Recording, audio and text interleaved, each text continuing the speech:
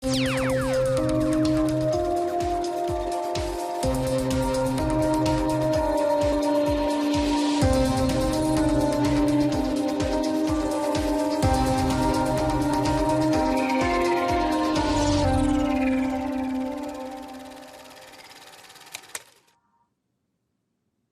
1980! A new decade had dawned. Margaret Thatcher was only a few months into her new job, and it wasn't going well. The surveyor of the Queen's pictures had just been exposed as a Russian spy, and people were stripping off on the country's first nudist beach. But on a cold Saturday night in February, the eyes of Britain were focused on a small cabaret club in Stoke-on-Trent, where two young lions were about to take the game of darts out of the barroom and into the ballroom. The crowd was fantastic. You go, Bristow, Bobby Joe.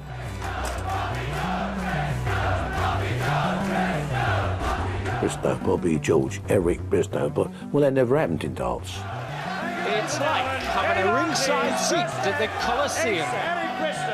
It changed darts. The viewing figures went up. People at home realised there was a lot of skill in darts and there was good dart players out there. But they knew there was characters there. A traditional working-class pub game had become a national obsession, Eric Bristow! appealing to both genders. I love to beat any man anyway, so it doesn't really matter. And crossing the class divide. Let's have a jolly old game of darts, bing!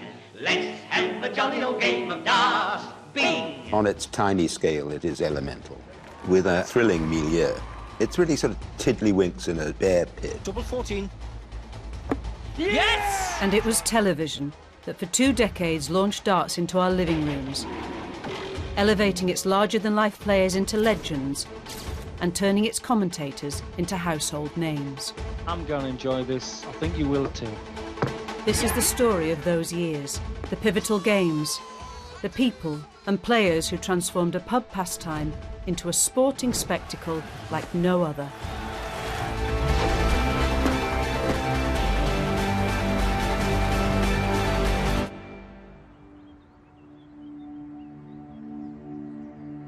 Darts has always had a reputation as the people's game. It's a working man's game. It's a poor man's game. They should play their jacket on. Not because they was cold in the pub, they just couldn't afford to anyone nick their coat. But as the 1970s dawned, this poor man's pursuit was beginning to take on a different image. Here in the pubs and clubs of the Rhondda Valley, there was talk of a darting prodigy who was single-handedly changing the face of the game. This eager, restless crowd has paid 50p a head to fill this cinema hall in South Wales to capacity. But they're not here to see a film, nor are they here for bingo. They've paid, quite simply, to see this man. He's Alan Evans, and in the villages and towns of the Rhondda, Alan is little short of a god. And this is why.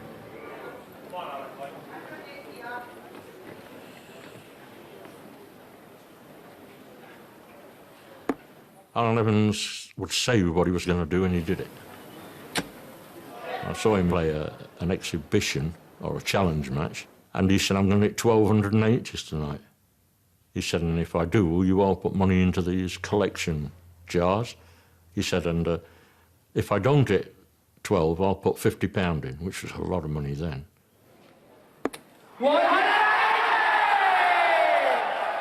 He hit 1,280s before the last leg.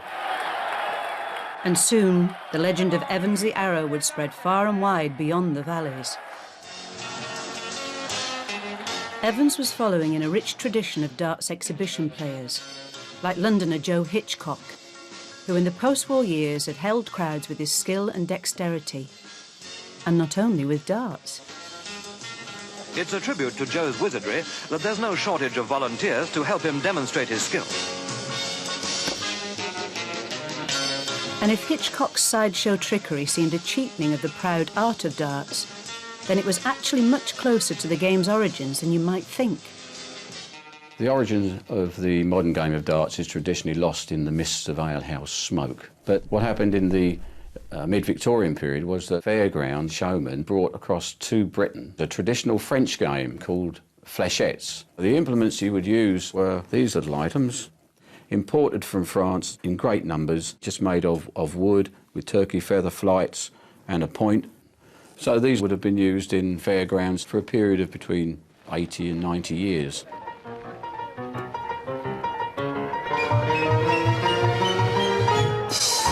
I also remember when I was a child in the 50s, going to the fairground and playing with these, and they were always known as French darts. In Joe Hitchcock's day, the highlight of each darts season was the News of the World Individual Championship, which had started modestly in 1927, but by the early 1970s was drawing in 500,000 entrants. The one to win in them days was definitely the News of the World. Best of 3, 501 from 8 foot, on a wooden board, on an elm board, which is slightly smaller than the trebles and the doubles, but on elm boards. And it's a lovely feeling to play in front of thousands and thousands of people and play darts to your ability. In April 1972, London Weekend Television's World of Sport took the bold decision to cover the grand finals of the News of the World Championship from Alexandra Palace, the first time a major darts tournament had ever been fully televised in this country. For the amateur dart thrower, this is Valhalla.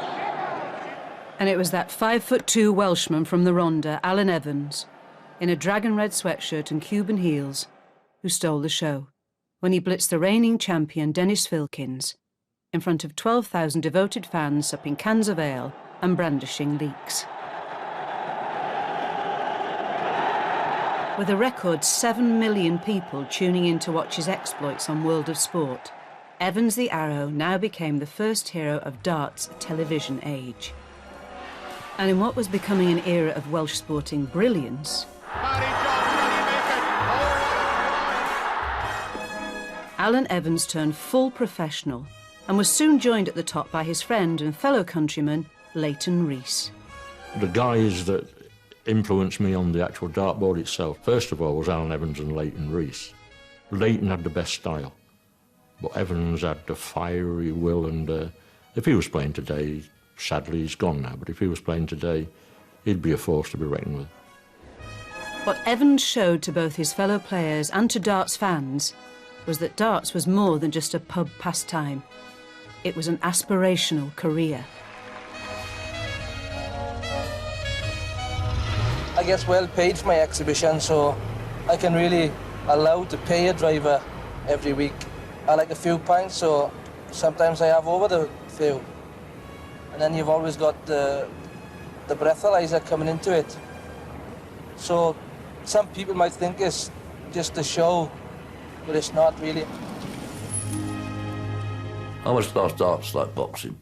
Like normal people have got a chance to box and earn money and get out of the ghetto where they come from or the bad area where they live. Darts is exactly the same. Bristow was the cocky young hustler from North London who'd taken up arrows instead of a life of crime and believed he could conquer the world. From the outset, he had a steely resolve to win. What I loved about the darts is it's me against you, and I'm better than you, and that's the end of it. And you think you're better than me, but I'm going to prove that you're not. He'd been bred for darting glory. My dad put a dartboard in my bedroom when I was 11. The dartboard just intrigued me. Different numbers, different ways to go, and just play for hours and hours and hours. And then my fingers stick it out. And then my dad said at 14 and a half I was, he said, "You ready?" Obviously he's going to take me down the pub. He said, "I don't want you playing like that down the pub." I said, "What do you mean playing like that down, sticking your finger out?" He's a bit worried about his son having his little finger out, you know what I mean? Right. My mum quite likes it. It's like drinking a cup of tea, you know what I mean? There's thousands of people all over the world still doing it now with their fingers out. I think it's going to make them any better. Yeah, you got to be gifted, son. And his gift was put to good use down the local. I used to play for 6pence a game, tenner a game, and I I played my dad first, and then somebody chalked it, and I'd play him, and while that was going on, people coming in the pub, put an E up, a B up, and a C up, and you have a long list of names. And then I played from 12 till 2:15, and I never lost a game, and I had a pocket full of tanners. Tanners were good, but tenors were better, and wannabe professionals began to roam the country, taking on all-comers for high stakes in Super League tournaments, holiday camp competitions, and after-hours money races. It was pub in Walthamstow. We used to meet up. There was Eric, there was myself, there was all top dart players, and we used to have money races afterwards. And the money races, you'd put a guy up who you thought was good and play a game 3001. You know, I used to love it. It was a buzz. Me and my dad just went around. When I got there, a bloke says to me, do you want to play this guy for £1,000? I said, well, you got £1,000 on us, you know what I mean? He said, well, we'll put the money up. And these blokes, they said, if you beat him, we'll give you 500 quid. I said, fair enough. Well, they had £2,000 side bets on it. Even professionals like Alan Evans and Leighton Rees wanted a piece of the action. My introduction to the big league, if you like, was playing for Leighton Rees at Mardy Workmen's Hall. As much as £4,000 we were playing for. Not our money, the punters' money. They would queue, make 2 queues, and they'd put money on me, and if the book was full on me, they'd jump over and have a bet on the other side. That's how it all started. All this might suggest arrow slingers wandering from pub to pub in a lawless world of darts. But these shootouts were taking place in the most regulated period the game had ever seen. And this was down to the British Darts Organisation, a new governing body set up in January 1973 at the London home of businessman Ollie Croft. I had ambitions of doing what we were aiming to do. We had 2 years of meetings in this room with delegates from these different counties. We started off with 10 counties, and the following year we had 20, then 31, then 43, went up until we finished up with 69 counties throughout Great Britain. Another man who shared Ollie's vision of a big future for the game and had marvelled at Alan Evans' darting prowess on World of Sport the previous year was a young documentary producer from Yorkshire television. His name was Sid Waddell, and what he witnessed that day convinced him that televised darts was the coming thing. Looking to build on World of Sport's success, Waddell reported back to his bosses at Yorkshire Television, and together they cooked up a tribute to the unsung heroes and heroines of the taproom, a pub Olympics. Now then, today the Grand Prix of the Indoor League, men's darts. I watched the Indoor League when I was 16. I used to play with my mate Eddie Racing in the pub, and it came on at 1 o'clock in the afternoon. I said, bloody hell, darts on TV. So this is Evans, a great little player. He wants double top, and I must keep my big mouth shut. And the people that were coming on TV, I'd beat for money. Most of them, you know what I mean? And some of them wouldn't play me again. So I said, how the hell do I get on there? He soon got his chance. 180! There we go. I always remember being on it, and this one year they put up £180 for every 180 scored. And Eric Bristow and myself were pretty good friends, and we said, I think we'll share that. And they hadn't got enough money to pay us. I think Eric at about 15, I'm not quite sure. I contributed, but not as many as Eric. The Indoor League may have come across as a sweaty celebration of all things male, but it also showcased the ladies' game. If you think that all a woman should throw is spuds into a sink, then just keep your eyes peeled on these two. 150 quid on the end of this when they get to the final. The first major televised darts competition for ladies. And really these 65. Girls have shown an awful lot of skill and expertise. When it came on the television, that was really something else. You know, we're all glued to the TV to watch the ladies dart. And of course, you think, oh, yes, I could do that, you know. Maureen Flowers was to blaze a trail for ladies darts during the late 70s, captaining the first England ladies team and also giving the men a run for their money. I could hold my own with a good man play. And to actually beat the professionals was wonderful, absolutely wonderful. I love to beat any man anyway. She beat loads of them. She was that good. She used to beat all these top players abroad and that. All the men respected her. You know, I mean, you didn't want to play Maureen. And whilst the ladies' game was getting off the ground, the men's game was positively soaring. attracting sponsors and a steady stream of new tournaments, offering cars and big cash prizes. Televised darts still posed the eternal question: was this a sport or a spectacle? But in 1977, one BBC Sport producer realised that all it needed was the proper treatment. The snooker had started to take off, and the controller, Aubrey Singer, said to me almost as a joke, "You haven't got another sport like that, have you think could do well?" And I said, "Yes, the darts." So he looked at me, because darts to him was, you know, here you go in the pub, and saw I was serious and said, "If you're serious, I'll give it a go." So I said, so he did. And I rang Ollie Croft up and said, "Have you got a World Championship?" And he said, "No." I said, "Well, you have now, because BBC Two will cover it." And we worked on it from there. The first Embassy World Darts Championship kicked off on the 6th of February 1978 from the heart of the Midlands nightclub in Nottingham. The winner stood to net £3,000. Cameras now took viewers far closer to the action than ever before, but for all the skill on show, filming it posed tricky problems. Darts is probably the hardest sport to film. It's fast, quick. If you drop in concentration at all, I mean, you're down amongst the dead men. You know, you're going to miss outshots and doubles.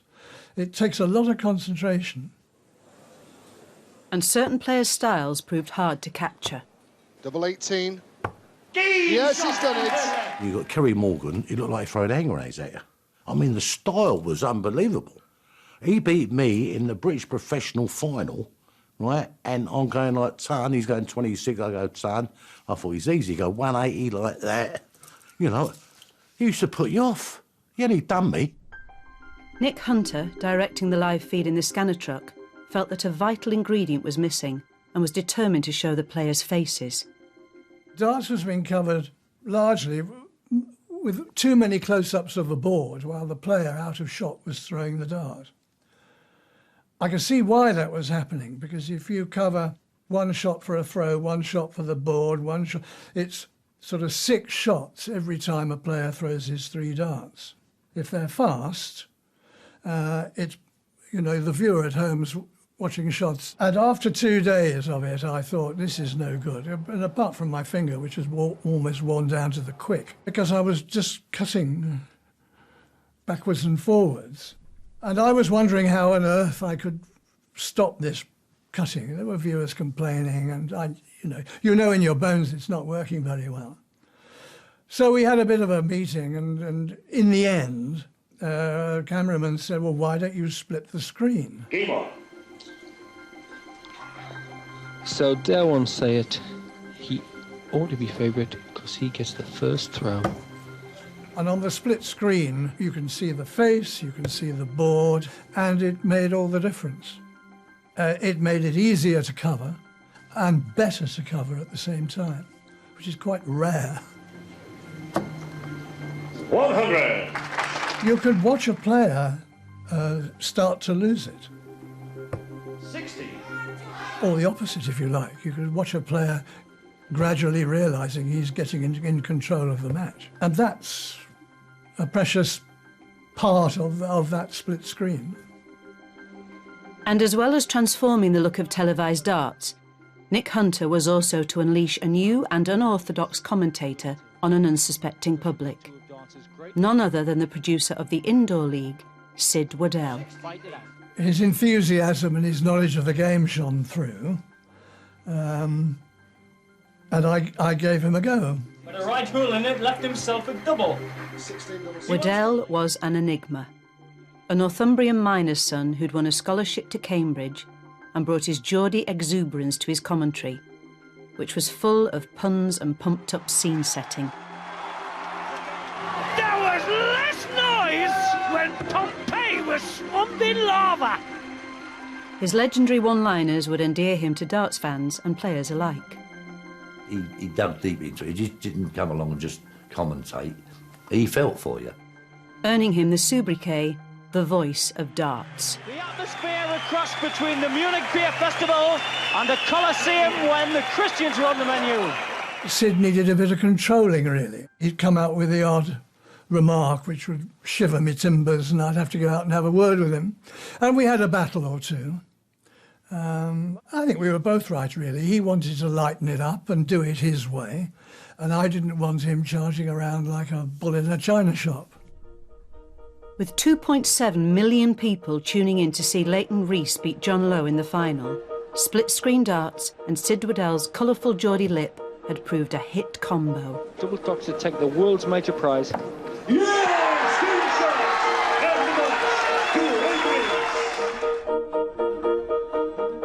And in the week following the match, high street sports shops sold out of darts equipment. The following year saw Lowe and Rees reach the final again, but this time it was Lowe who triumphed. Savouring the moment. Double 10. Yes! Game shot! The grin of the champion. The new champion being congratulated by the... To win the Embassy was quite phenomenal, to be quite honest. Ray Reardon, the snooker player, was world champion, and he presented me with a trophy, and it was the biggest part of my career. It set me off on a run that has never really stopped. If Rees and Lowe swapping trophies made it seem like the Embassy Championship was a two-horse race, then the third year's dream final would give us two new contenders, now sporting catchy stage names. The Bobby Dazzler was riding high after winning the News of the World Championship. I won that one. That made me. Diana Dawes gave me the trophy, bless her. And she loved a pint of lager, that girl. She drank a pint of lager. And his opponent, the Crafty Cockney, was still smarting from his run-in with arch-rival Alan Evans the previous year. Well, the thing is, Eric, you're so easy to beat. No problem. It's easy. No, when we play you, we know there's no danger. We have to worry at all. The showdown at Jolly's Cabaret Club will be just the ticket for the telly. Well, I'd advise you to sit on the edge of your seat, because I'm sitting on the edge of mine as the gladiators come out. And don't blink. Don't even blink, because I think these two will go off like guided missiles. You can see the difference between the two world finals before, and then it's all of a sudden you had the two gobs in the final. There were the glittery shirts, which I took from the ice skaters, because I thought it would make the game more theatrical and people would watch it. Welcome back on stage, Bobby Gold. The other contender in his finals, Eric Bristow. We got the audience more involved. I was sort of like the good-looking one, and Eric was the ugly one. And he was mouthy and all that, but that's the way he was. If he didn't mouth off, he couldn't play. 4-3 up and 1-0. Yeah, up there when you hit the double. We started all that. We always to wind each other in all the time, you know what I mean? Yeah, but he had B and a G there, and I said, big girl, I've put another B on the back, big girl's blouse. They was booing Eric at one time, really bad, and I said, no, come on. If I'd known what he was going to turn out, I should have been calm on more, you know, but there you are. But for all the posturing and posing, there was still a game of darts to be played. Double 18, fantastic! To Eric Bristow. Double 14. Yes! 2-1! The first half was my half, and I should have kept that up. It was a close game all the way through. It wasn't one-sided. Yes! Bristow 2, Bobby George 0 in the 7th set. He's going some now is Bristow. 180!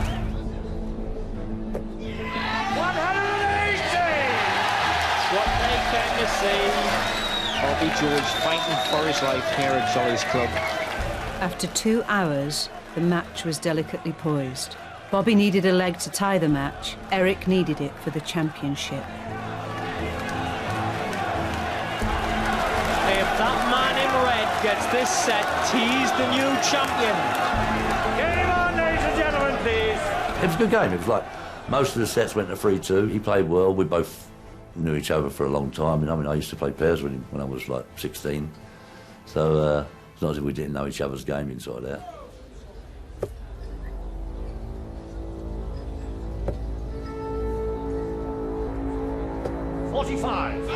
This is George's chance. 60. Not enough, I don't think. He's coming down for the treble 19. 59. Just missed. Well, Bobby require 141. Bobby's got a chance. There's the 3-dart shot. He's got the 60. Treble 15.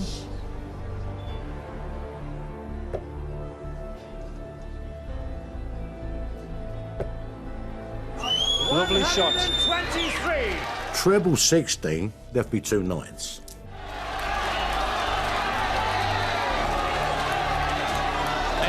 Means double 9 and the set to level it up. Bobby, you require 4-4. 18. Best of order, please. So he got his shot, and he went big 9. It was a proper 9, it was there. And then he went for single 1. So in my mind, I said, whatever you do, don't hit the 20. Nice forward one. 1. Bang, straight in the middle. Score. That says it all. He's behind me, must have laughed his head off. He got double top left, hasn't he? To win the match. Instead of thinking about the next set, all of a sudden, bang, I'm in there. This is my chance now. All this running through really quick. Right there, you've got a chance before you expected it. Take it. You only might get one shot at this in your whole life. Eric, you require The 40. Crafty Cockney, Eric Bristow, rated #1 in the Best of world, order, please, ladies and gentlemen. needs a single double to become the world champion. I thought, that's it, I'll put the darts away. Well, you know, he ain't going to miss it. And I thought, no, it's my own fault. I'll give it to him now. I went at the 21st start, and I thought, bloody hell, don't go to the last start. It's double 10. Eric Bristow from Stoke Newington becomes the 1980 Embassy Professional Champion of the World. Yeah, all them years and years of practice, just worth it in one hit. Best double 10 I ever hit. More than 8 million had tuned in to watch the unfolding drama. The TV close-up had come into its own, and the game was on the crest of a wave. But it wasn't the first time the country had gone darts mad. Anywhere from Mayfair to a pub down Wigan Way, when folks get together, you will always hear them say, let's have a jolly old game of darts, bing! Let's have a jolly old game of darts, bing! First you get a double, then right off you go, but you needn't trouble if you don't know how to throw. In the late 1930s, with the game already the lifeblood of the British pub, darts had witnessed a short but spectacular craze amongst the middle and upper classes. It peaked in December 1937 when the King and Queen paid a visit to Slough Trading Estate, where they took in a darts demonstration. The Queen asked if she could have a go and stepped regally onto the oche. She scored a total of 21. The King felt confident. Single 7, single 3, single 9. He announced his wife the winner, whereupon she smiled and declared darts a very sporty game. This royal endorsement seemed to suggest that darts was for everyone. It became a cosmopolitan fad, with soirees of darts and dancing, and even dart saloons, where you'd be given instruction and have your arrows retrieved by a darting attendant. Increased mobility meant that some of the bright young things were able to travel out to countryside pubs. They would invade the public bar and play the locals at the game of darts and find it fascinating. Put your little gladness in your hearts. Yesterday at tea, Crosby said to me, let's have a jolly old game of darts. Bing! And 50 years on, this jolly old game still seemed to be a bit of amusing working-class whimsy to the upper echelons.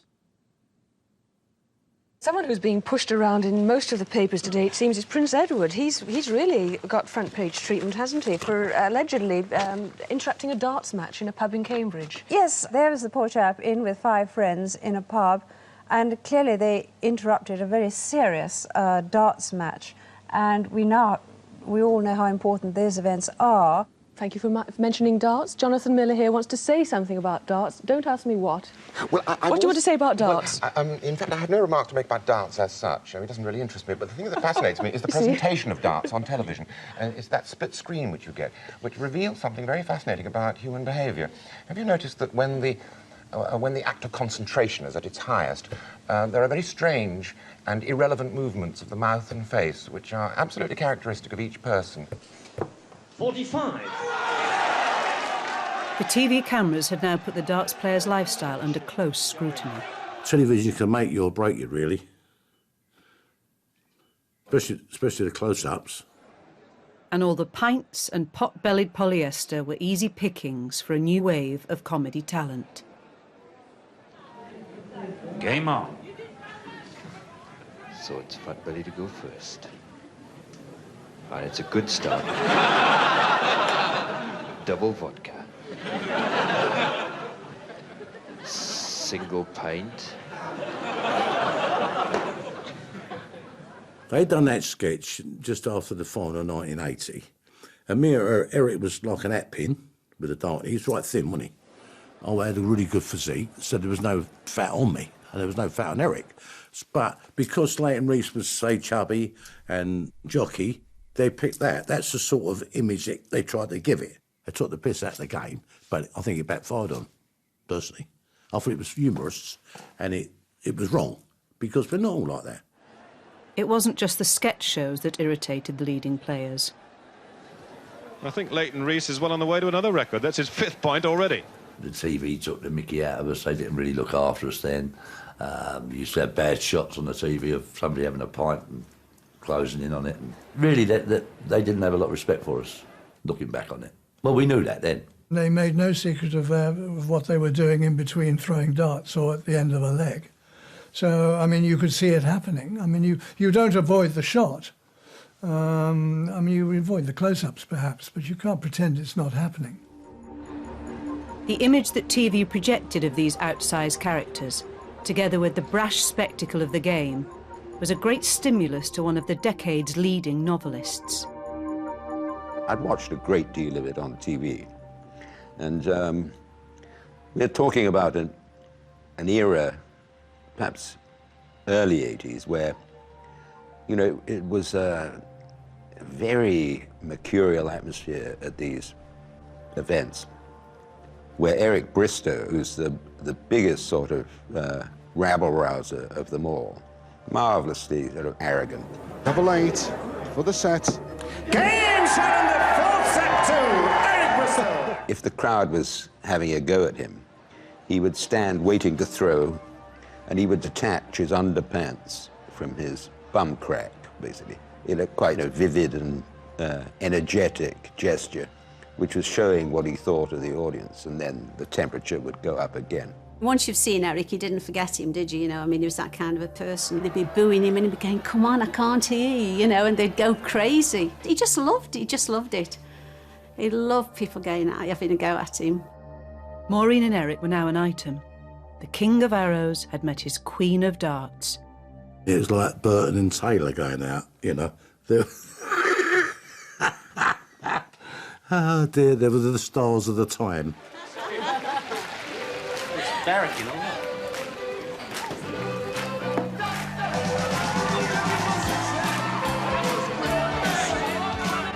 Top dart stars had become not just household names, but light entertainment celebrities.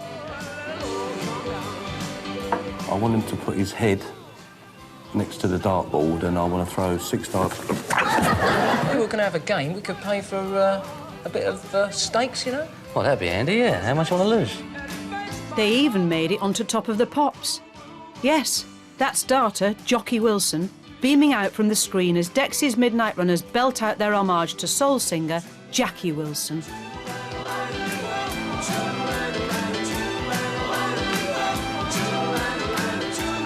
The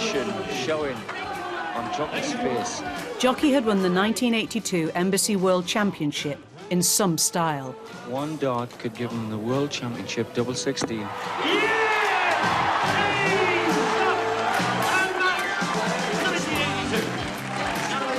be singing, they'll be hiling, flinging all over Scotland for this lad. Didn't he do well? And by the following year, it seemed a dead cert that either Wilson, Bristow or Lowe, the top 3 ranked players in the world, would take the title. But 1983 would take everyone by surprise. In my opinion, the greatest game I've ever seen, without a shadow of a doubt. Eric Bristow and Keith Deller. It was magic, absolute magic. Deller was a 23-year-old unseeded qualifier and the first qualifier ever to reach a final. He beat, I think, Nick Vreshko, I think he beat Jocky Wilson, he beat Lowe, John Lowe. So he's beat the top guys in the world, and he's playing Bristow in the final. Don't get me wrong, beating John and Jocky was great, but Eric was the main man, and if you're going to beat anybody at that time, you wanted to beat Eric in a final. And my hand, I just knew, my heart was pounding. The 1983 World Professional Championship, first set, first leg, Keith Deller to throw first. Game on. The joint is jumping, the scene is set.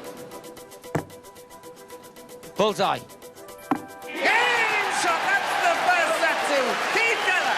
Eric, the Crafty Cockney, he thought he was on a winner. Tops for Deller. Game shot, that's the second set to Keith Deller. The Deller rampage 180! continues. What a darts player. And as the game went on, his head was going down a little. What's happening here? Thankfully, I was 2-1 up at the break, and I thought then, I'm 2-1 up now, and Eric's got 2 hours now to think that he's not going to get it all his own way.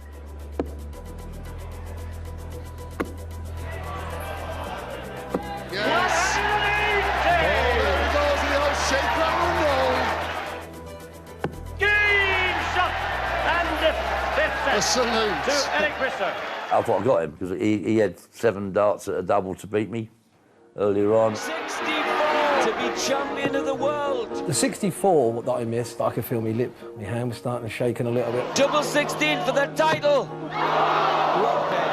When he's got 3 darts in his hand, he's thinking about, I can win this now, I can win this now.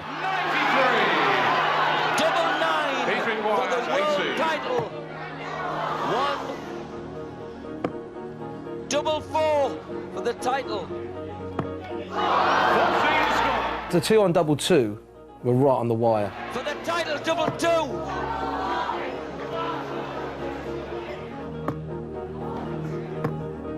And the one went across the other side of the wire. And I thought, Jesus, that was a great chance. Everybody's getting the jitters now.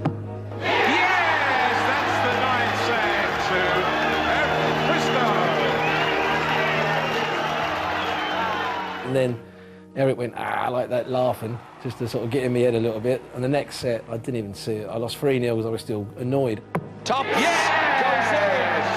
That's the 10th set to Eric Bristow. Doing a Mick Jagger on the stage. And then I lost the first leg with my darts in the deciding set. And I just said to myself, right, you've done so well, just give it a go. Keith requires 68. double 16 for Deller.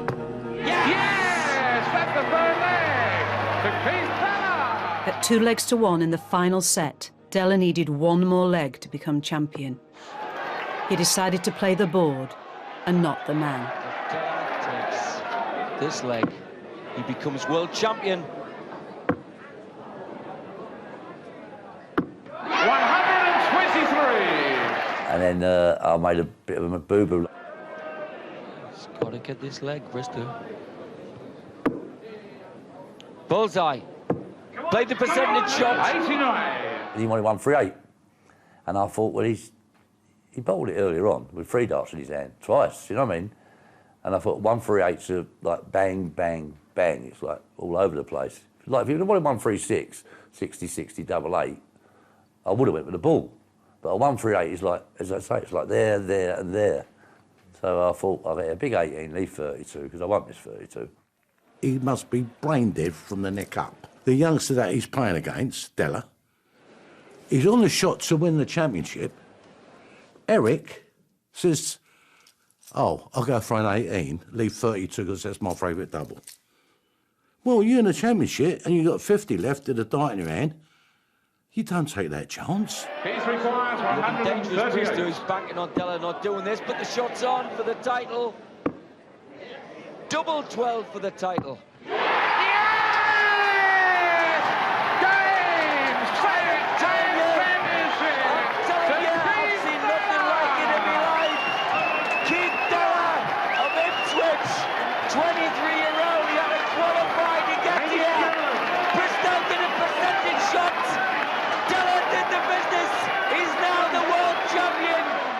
And he went out on 138 when Bristow had more or less told everybody that he didn't have a chance. He went and did it. Basic. But you see, terrific, isn't it? Isn't that a great bit of sport, really? The viewers would be back for more the following year, wouldn't they, after that? With over 9 million television viewers, darts was a rating sensation, and Della got a whiff of the big time. He took off on a victory tour of the country with his manager, who believed that his young star had limitless marketing potential. He could advertise anything from Johnson's berry powder to cocaine, but, you know, we're talking about that kind of range, you know, all over. Clothes? Clothes, sports equipment, food, soft drinks, breweries, anything. And the trappings of fame brought him a new legion of followers. Darts groupies are a new phenomenon in a sport where a man's prowess has usually been measured by the girth of his beer belly. Although it's probably heresy, Keith doesn't seem to mind the attention he's getting from women fans. I just hope that Keith doesn't get big and fat with a because you know you're so lovely, and I've watched them over the year. You know, getting bigger, these guys who play darts. I'll keep an eye on you, I think. One darts fan who had been keenly watching Della's rise was Martin Amis.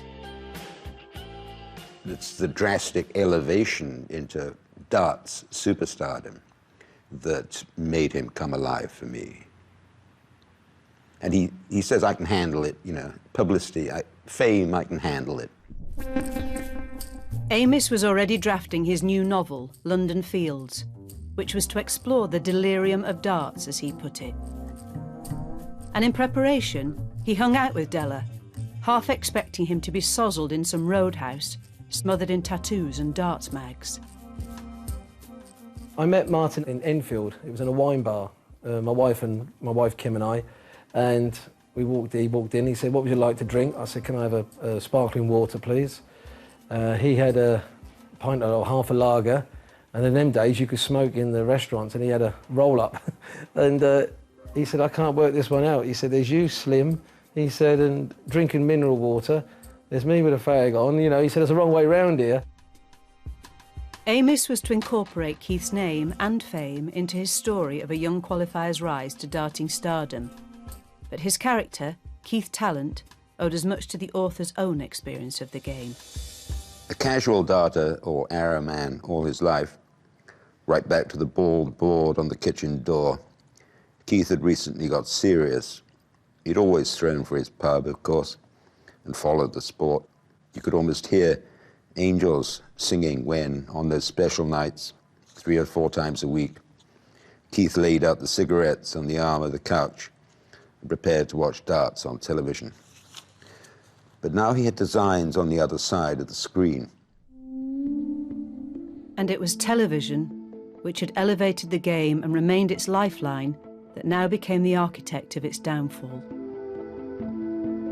LWT had already dropped World of Sport, and by 1988, the director of programmes, Greg Dyke, decided to pull out of darts altogether, citing dwindling audience figures. The onus was now on BBC Two and its new controller, Alan Yentob.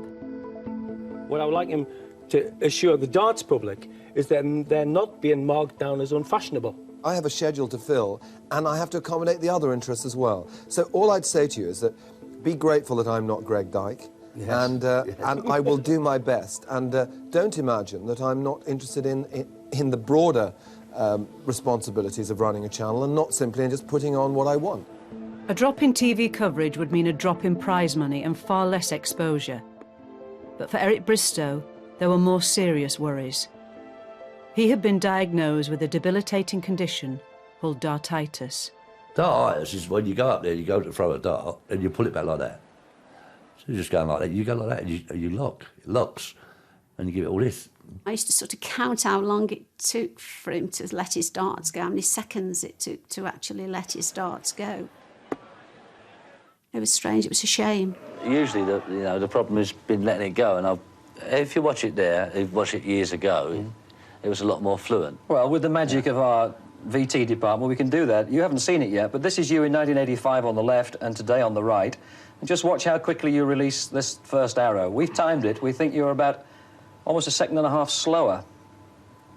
There it's gone the first time in 1985. Is there a doubt? Something crops into the back of your mind? There's no doubt. All I want to do is let the bloody thing go, and it's just stuck in my hand. Well, what can you do? I saw shrinks and everything. You try anything. I tried fly fishing, because I thought that's an armed sport. It's in the grey matter, mate. Trying to be perfect, too perfect. Should have just let it go as it was. It was going nicely. You wanted to be better than what you are. Maureen came up with a plan to help Eric combat his condition. I said we should try and sponsor someone who's local so as he could practice with him. And hopefully then it would get Eric back to how he was. Maureen's idea, but in the end, it was Maureen's idea. I started practicing with people in the pub, and I played 4 hours in the afternoon and 4 hours at night to try and get rid of it. And there was one local lad who fancied his chances at Eric and Maureen's pub, the Crafty Cockney. Me and Yvonne went up the Crafty Cockney. I said, let's have a look, see what it's like, because we've never been in. And as it happened, Maureen and Eric were doing a little bit of an exhibition on stage against all comers, and just watched them. I remember saying to Yvonne, I said, I could beat them. And that's how we started. Phil said, I'll play with you. I said, yeah, I've heard it all before. So he'd turn up in the afternoon, 4 hours, up in the night, 4 hours. He was here every day. And Maureen liked that, because it was getting me into darts again and trying to get out of it, because she knew what I was going through. It gave him a new lease of life. He was loving it. It was something, it was like a hobby for him. But the hobby became a business venture. In Taylor, Bristow recognised a hunger for success and an iron will to win, and he decided to take Taylor on as his protégé, sponsoring him for £9,000. The condition with Eric was that I paid him back. So he would walk in a room. Even now, if I was sitting down in a room and he walked in, I'd get up and start practising. Because he would tell me off. He'd say, what are you doing sitting down talking to them? He says, well, they're not your friends. He'd say, you owe me 6,000, he knew every penny, £6,245.50, and you're sitting down talking. Get on that practice board. I was thinking, I'm going to pay him back. I am, I'm telling you. He'd ring me up, say, I've done really well in this tournament. I've got beat in the final. I said, ring me up when you won. And I put the phone down and went. I'd say, I lost in the final. I'd say, well, ring me when you win then. Bang. That's the way I was. Don't tell me you're come runner-up. It's no good. Anyway, it toughened him up. It had been 10 years since Bristow's reign began, and even hampered by dartitis, he was still at the top of the game. But there was now a new pretender waiting in the wings. Eric had rang me and said, you've qualified for the World Championships.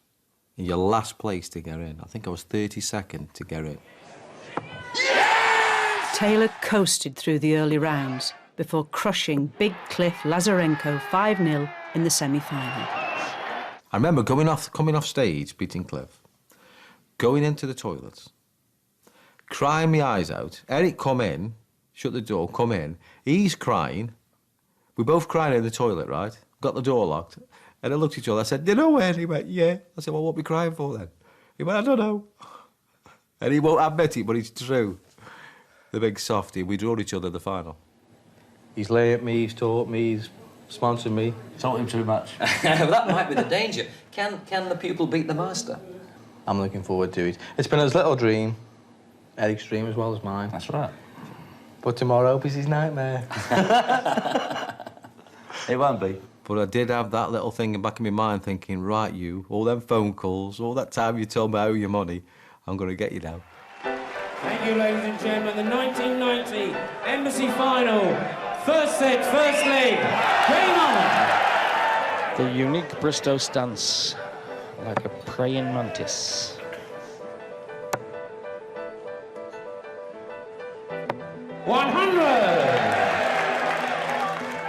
This is the slack opening leg by Phil. Yeah, double 10 for first blood. Yeah! That's the first leg. Phil, you require 170. The shot's on. Wants another 60. He wants the bull for the set. Brilliant! Phantasmagorical! Double 18. Yeah! That's the third leg. Eric Bristow. Give him a sniff. He'll take a mile. Taylor is trying to save. Set 2.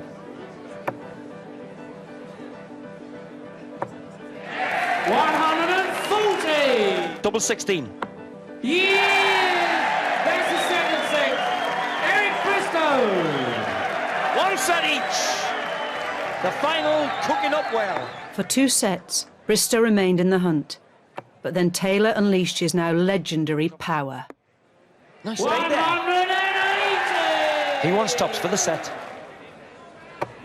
180! Pixie's times, Taylor. Giving Eric pain. Phil Taylor! Bristow's won this trophy 5 times. What must be going on in Eric's brain here? Double 16. 32. That's been the story of this match. Double top for the title. Double 10. Oh, the pressure is there. Had his chance. Double 16.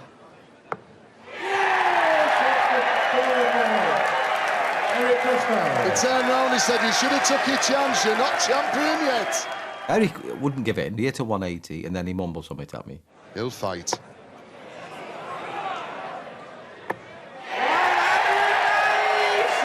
Yes, still smiling. Have that, you little shit, or something like that. You know what I mean? He would. That was Eric. He would try every trick in the book to try and get at you. But back comes Taylor. Oh, yes. He turns round to the crowd. 8 for him, they're loving it. But that's Phil, and that's the sign of a good player. To hit a 180 after somebody's hit one, they think they're getting away with a leg, and he's just saying, you haven't gone anywhere, I'm still here. 18s for Bristow. Double 16.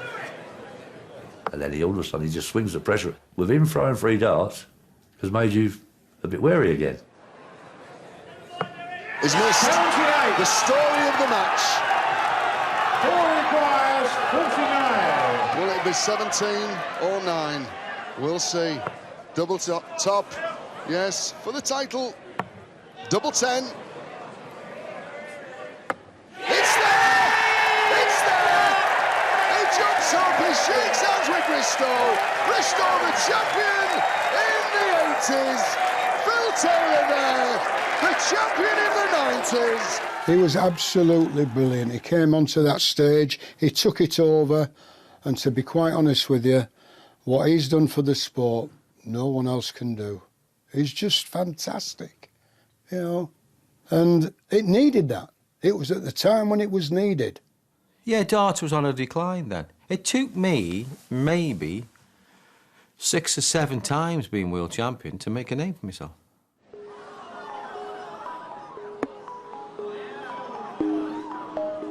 Taylor's rise had taken place against a backdrop of mounting unrest in the game.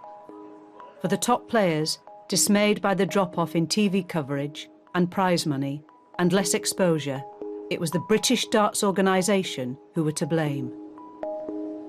We had a meeting with the BDO and they sent me in as a spokesman for the dart players. And I went in there from representing them and I said to Ollie, we've got 3 questions. First of all, I said, can you guarantee us more than 1 tournament a year on TV?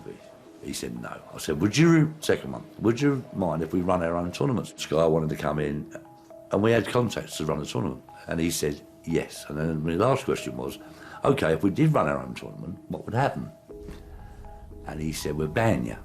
So I said, thank you very much. That was the end of the meeting. Well, if ITV and BBC were dropping it, there's nothing I could do except settle back. And these things don't happen overnight. You've got to plan it and work through it. But they weren't prepared to wait on that one. But I couldn't guarantee anything. I can't guarantee them at TV, unless the TV guaranteed it to us. That was it. It was like a standoff. In our eyes, they weren't trying.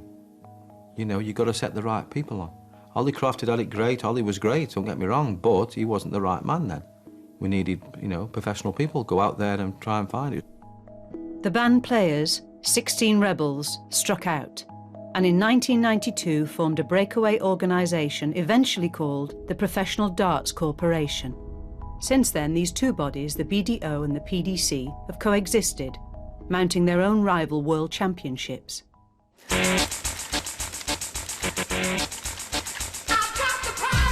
Sky Sports, with its shiny, glossy graphics and slick American-style coverage, would resurrect darts on TV, giving the breakaway PDC the platform it needed. It was great. It was like a breath of fresh air, with the music and flashing lights and the models walking on with us, you know, the bouncers round you, the crowd were right there all slapping you. I mean, we got jostled about a bit. You know, it was great. It was like a new beginning. With darts back on the small screen, it's now coming to the big screen, in an adaptation of London Fields by Martin Amis. And for one of the film's A-listers, the author had some special advice. There was talk of Johnny Depp playing Keith Tallant's deadly enemy, and I told one of the producers to have him hang out with Bobby George and use his actor's intuition, and that he didn't need to meet any other player. Bobby George would do it. More than any of them, he has that kind of carny glamour. And one gathers that he has lived the darts lifestyle to the full. So I met this other actor, and he was Johnny Depp. I said, it's Christmas every day for me. He said, do what? I said, Christmas every day is Christmas Day. He said, what a lovely saying.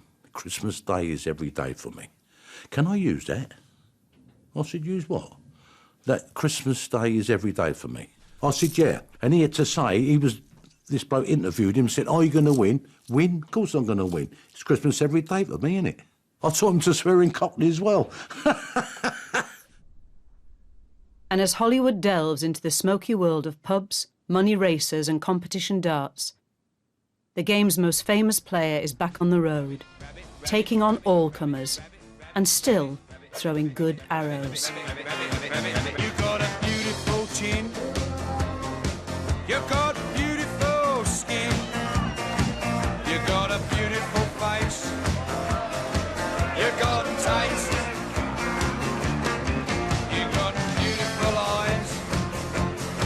You got beautiful thighs. Oh yeah, I love darts. It's in me blood, mate. Yeah, be great to me. Darts. Oh. I died 10 years ago. It was great to me. Well, I'm on bonus time. You won't stop talking. Why don't you give it a rest? You got more rabbit than Sainsbury's.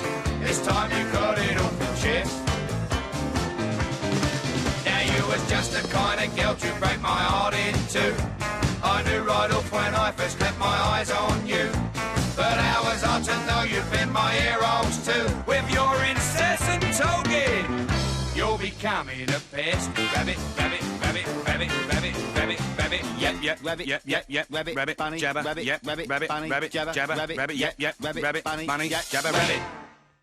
May the darts be with you.